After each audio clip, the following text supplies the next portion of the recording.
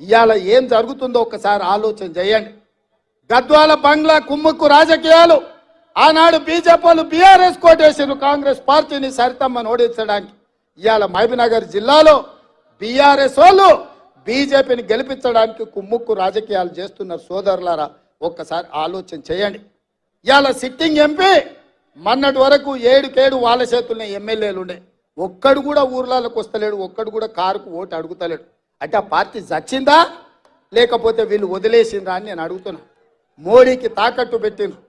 నాకు తెలుసు కేసీఆర్ బిడ్డ బెయిల్ కోసం ఇవాళ కాంగ్రెస్ను ఓడించడం కోసం నరేంద్ర మోడీతో చీకటి ఒప్పందంలో భాగంగా మహబూబ్ నగర్, చేవెళ్ళ, మల్కాజ్గిరి, భువనగిరి, జహీరాబాద్ 5 పార్లమెంట్లలో చంద్రశేఖర్ రావు నరేంద్ర మోడీని గెలిపించడానికి సుపారీ తీసుకొని బీఆర్ఎస్ కార్యకర్త